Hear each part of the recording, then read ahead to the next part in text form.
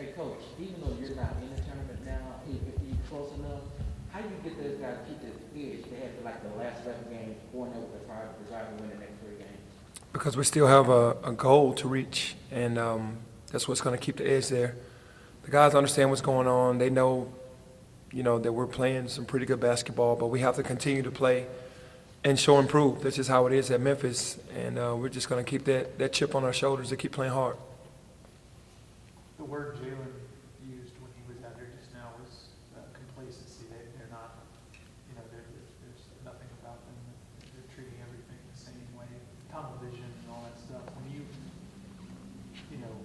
see that or hear that, that your message is getting through to them, is that, I guess, good for you? Yeah, it is, because you could easily, rest on what we've done over the last 11 games, but we know we can't. And then that's what I love about this team, that they're not resting, that they're not going to get complacent, that they're not going to just think that we're in and then that's all we had to do. You want momentum. And I've talked about this entire journey for 11 games as being like a spiritual momentum. And we're just carrying that into, the practice, and then carrying practice over into the games. JD, I think you came the third straight title win, freshman of the year. I guess overall, what does this streak kind of just say about the program? Well, it says a lot, because it's saying that we're getting great talent, that guys that are choosing to come to Memphis could go anywhere in the country. The guys that we've had, the last 3 freshmen for sure. And that the kids are starting to respect that coming to Memphis is special. So, with those last 3 guys, you can't get any better players. Do you think you get enough love nationwide from as a freshman, as part of the freshman group? Because I know you think he's one of the elite freshmen in the country this year. But you feel he's getting the love he deserves nationwide? I don't think he got it because we didn't do what we needed to do early on in the season. We got to number 9 in the season right before we played Iowa State, and from that point we went downward. So you're not going to get the respect when that happens. If we win those games and stay in the top 10, then he gets the same respect as Paulo and Chet and those guys. Is it kind of staggering that people still say you have to, like Jerry Palm says, if you get to a semifinal game against SMU, it could be an elimination game for the NCAA tournament. And is it stunning to think that you're not in yet, or there are those projecting that you're not in yet? I don't understand how anybody can say we're not in, but if that's the case, then we're still locked in. That's the tunnel vision that we have to keep, and we want to stay on the edge like that for the entire AAC. We're not resting. We're going to keep pushing forward, but it is kind of weird because, I heard out of Joe Lunardi's mouth last week that if we beat Houston for the second time that we were automatically in, because to beat a Houston team twice that you're automatically in, but then other people are still guessing, which is fine because, like I said, it keeps us motivated. What's it been like coaching DeAndre, and how happy are you that he may get a chance to play in the NCAA tournament? Yeah, no, it's been great coaching DeAndre. I mean, he's just a high energy guy that just, motivates the entire team. You need those guys on your team that just every game, that they're going to go out and give their all. He's going to play 100%, give you everything that he has, emotions, mentally and physically. He's just going to be like locked in on the game. He competes, and that's what I respect about him. And for him, if this opportunity presents itself, then it will be great because that's something that all of these guys have been looking forward to, and I know he's been talking about it since last year. Going back to the bracketology, do you feel then that you guys are in, no matter, independent of what happens this week? Well, I'm not going to use that as saying that we're in. I feel like we should be in, but we're not going to the AAC tournament saying we're already in, and now what? No, we're trying to stay hungry because we understand that if we are in, which I think we are, then you're working on seeding now. You're working on showing the nation that you're good enough to get a better seeding if you win out the AAC. So we're not.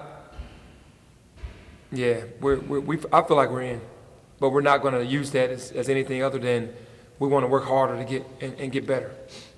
Other than Bates, what's the health status of the team? Everybody pretty much, other than the regular Knoxon teams and all that, other than Bates, are everybody pretty?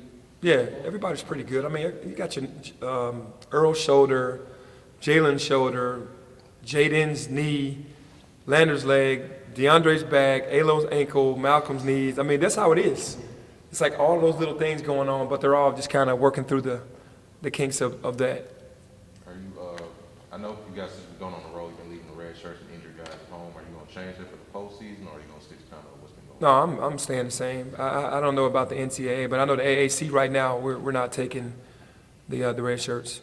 Speaking of which, I know you won't know who you play till Thursday night, but I guess what are you expecting overall from the tournament, just the teams that you might see? Yeah, well, every year, it starts over. Every coach is in their locker room saying it's 0-0, nothing matters anymore. You have an opportunity to go and win the AAC. Every team that's going thinks that they have the opportunity because you never know what can happen. So going there, you're going to see a renewed mindset of teams, and you can't go back to anything that happened during the regular season because the energy level is going to go up at least another level. It'll be about almost exactly 2 years since the tournament was canceled. Like, you're basically there. And then last year you didn't play with a crowd. What's this going to, obviously you go with a different feeling this time? Yeah, because now you got the energy of the fan base in the building. It just makes it a different game.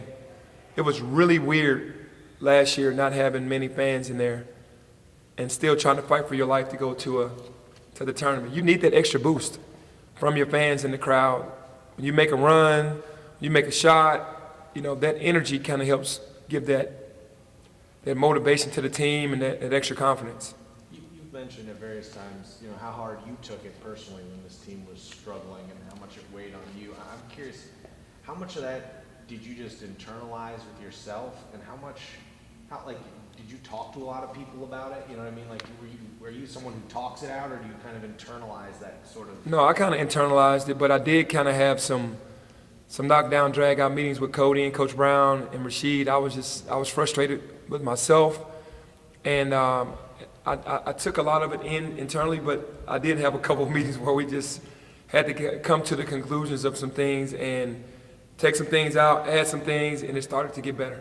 Were you already watching the motivational tapes before the game? Was that already a part of your routine, or did that come during the difficult parts of the season? I was doing it every now and then, like really it was spaced out. Then it became before every game, I had to kind of watch a couple videos, 1 or 2 videos. And who do you pick the video? How do you get the No, video? I just go to YouTube and then just punch in, motivational speeches. And whatever pops up?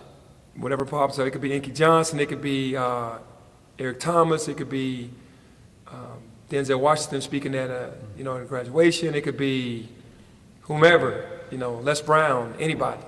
And what point before the game do you do it? When do you do No, I do it on the way to the game, and then like right before I go in to give my speech to the team.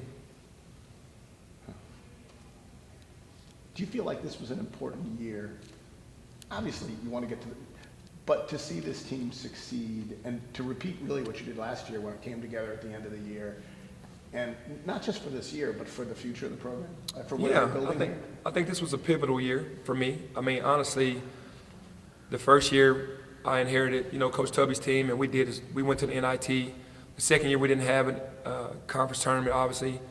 And then last year, I felt like I failed the team because we didn't get to where our ultimate goal. And then this year it started off rocky, and I just started, saying this is the year. We can't go back-to-back years not making it. And when it got ugly in the beginning of the season, we just had to dig deeper, and we dug deeper and got ourselves out of it. That's life. You got to dig deep, and for me, I didn't want to go back-to-back years not with good teams, good enough teams to make it, because I felt like last year we were Sweet 16 Elite 8 team easily, and we didn't get to our goal. And this year I felt the same thing, and we were here again. After that press conference that we had, that exchange, what did you think when you went home that night? Like, what was that like? Did you watch the news reports? Did you know how you were trending?